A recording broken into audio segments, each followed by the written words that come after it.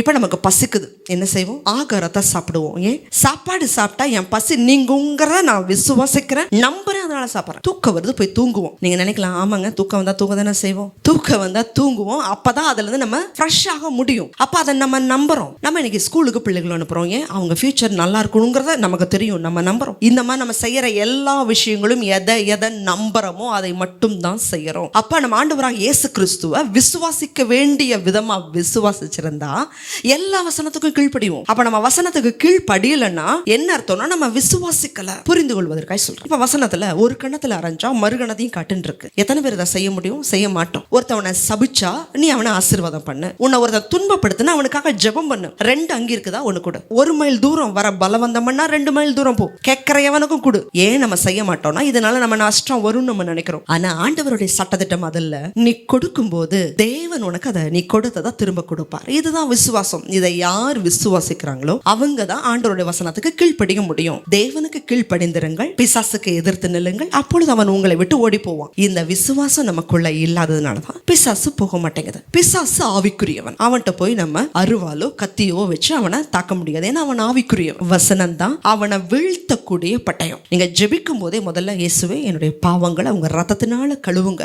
மற்றவர்களை அற்பமா நினைச்சிருக்கலாம், அற்பமா பேசியிருக்கலாம், ஏதோ ஒரு பெருமை நமக்குள்ள வந்திருக்கலாம். நேபுகாத் நேச்சார் இது நான் கட்டின மகாபபிலோன் அல்லவா அப்படின்னாரு. மனுஷிகமா பேசினார். அந்த வார்த்தை சொன்ன உடனே ஆண்டவருடைய நியாய தீர்ப்பு புறப்பட்டு மனுஷர் அப்படிங்கிற இடத்துல இருந்தே அவர் தள்ளப்பட்டு ராஜ்யம் அவரை விட்டு போச்சு. ஏன்னா துதிகளின் மத்தியில கர்த்தர் வாசம் பண்ணுகிறபடியினால சாத்தான் அந்த இடத்துல வாசம் பண்ண முடியாது. முறுமுறுக்கும் போது, அவிசுவாசமா பேசும்போது பிசாசு கிரியை செய்வான். அதுவே நீங்க ஆண்டவருக்கு நன்றி செலுத்தும் போது, துதிக்கும் போது ஆண்டவருடைய வல்லமை அந்த இடத்துல அதிகமா இருக்கிறபடியினால உங்க கட்டுக்கள் உடையும், பிசாசுகள் வாசம் பண்ண முடியாம வீட்டை விட்டு வெளியேறும், குடும்பங்களை விட்டு வெளியேறும்.